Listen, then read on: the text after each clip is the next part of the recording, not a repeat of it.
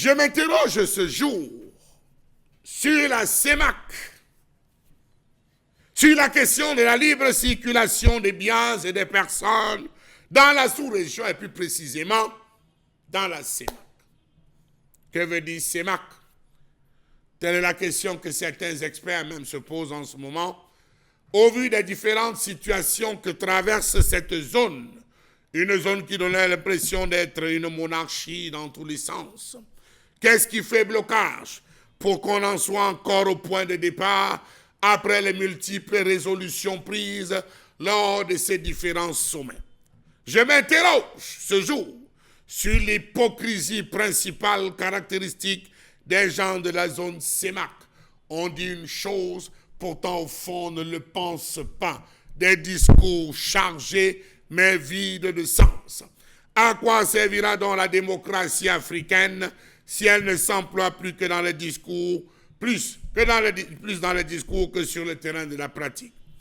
Que s'est-il passé la veille du 1er janvier 2014 pour que la Guinée équatoriale, qui hier encore était d'accord, ait volontairement fermé ses frontières avec le Cameroun et le Gabon le 31 décembre 2013 et tout récemment procédé à l'expulsion des Camerounais de façon brutale et sauvage? Pourtant, les règles de la CEMAC et les textes de la CEMAC prévoient libre circulation des biens et des personnes.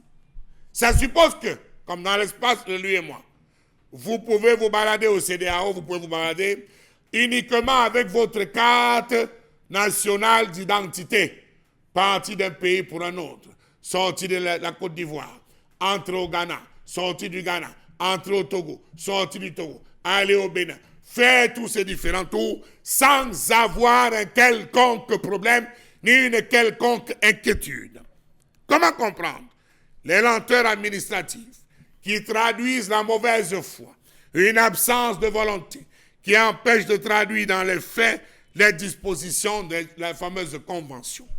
Comment comprendre que depuis sa mise en place formelle en 1964, le processus d'intégration en zone CEMAC est passé de la zone de libre-échange, caractérisée par la libre circulation des biens, à l'union douanière avec l'adoption d'un tarif extérieur commun? Comment comprendre les multiples blocages dus aux références de certains États à aller vers l'intégration, craignant avoir plus à perdre qu'à gagner?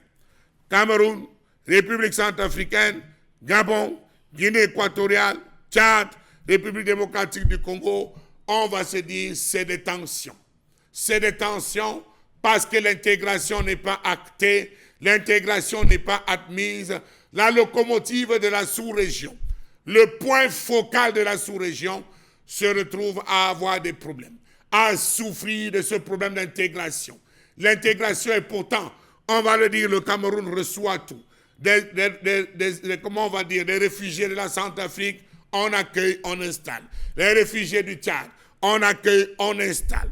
Comment comprendre le fait que le gouvernement ou nos gouvernants ne parviennent pas à transposer leurs engagements sous-régionaux dans leurs lois nationales?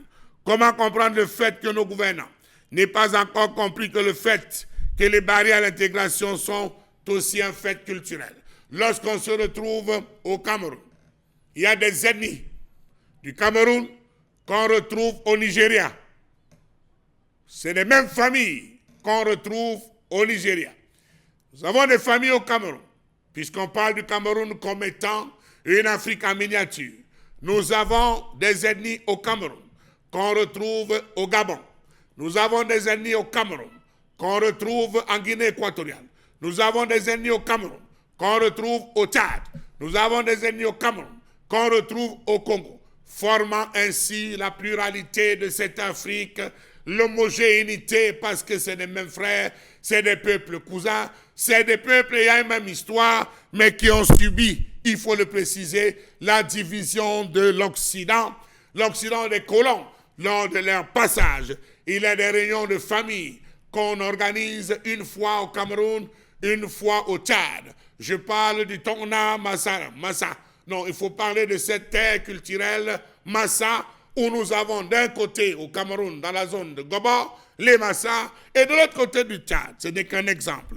Comment comprendre le fait que le Tchadien, pour se rendre au Cameroun, doit être muni d'un document de voyage appelé laissez-passer, que pour aller au Gabon, il doit avoir au préalable le visa pris dans une représentation diplomatique autre que celle d'un État membre de l'Union accrédité au Tchad. Comment comprendre que les discours officiels tenus par les dirigeants et les engagements pris par ceux-ci contrastent avec les réalités sur le terrain? C'est à la frontière avec la Guinée que vous comprendrez véritablement que cette affaire de libre circulation, babou. C'est au niveau du Gabon que vous allez lire l'heure. Parfois, c'est au niveau du Tchad. On va vous dire, vous les Camerounais, vous aimez entendre. Pourtant, les autres traversent calmement. Le Cameroun sait respecter ses engagements pris. Comment comprendre qu'aujourd'hui, après plus de 40 ans, 40 années d'expérimentation, le tissu économique de la zone CEMAC se soit encore distendu? Comment comprendre que la mobilité des personnes et des biens entre pays de la CEMAC reste faible, malgré l'implémentation des mesures incitatives? Comment comprendre les multiples conflits qui opposent les communautés vivant dans la zone CEMAC? Comment comprendre le fait que le passeport CEMAC, qui devait rendre effective la libre circulation des personnes, bute à ce jour sur des questions d'ordre pratique? Comment comprendre qu'alors que la libre circulation des personnes et des biens soit le baromètre de la réalisation d'une union, seulement 4 des 6 États membres de la CEMAC s'efforcent de la pratiquer partiellement?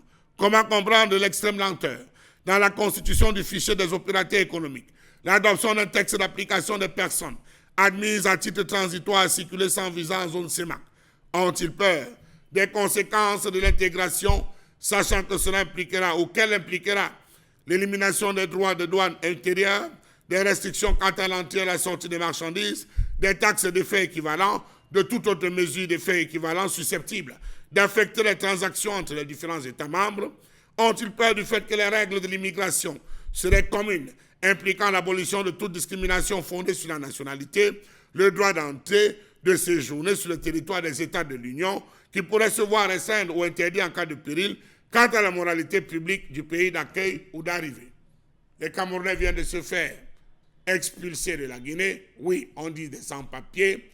Que se passe-t-il au Gabon, où chaque jour, ils sont rapatriés, ramenés au niveau de la frontière, tels des malpropres? Est-ce dire qu'on devrait se retrouver à vivre ainsi dans une zone où on parle de libre circulation des biens et des personnes, juste avec un passeport CEMAC, tandis qu'à côté, cela ne pose plus un problème avec ceux de nos frères de l'Afrique de l'Ouest qui circulent comme ils peuvent, comme ils veulent, juste avec les différents titres, carte nationale d'identité. On se balade d'un pays en l'autre tranquillement. N'est-ce peut-être pas ça qui a boosté le développement ou qui est en train de booster le développement de l'Afrique de l'Ouest? Afrique centrale, réveillez-vous.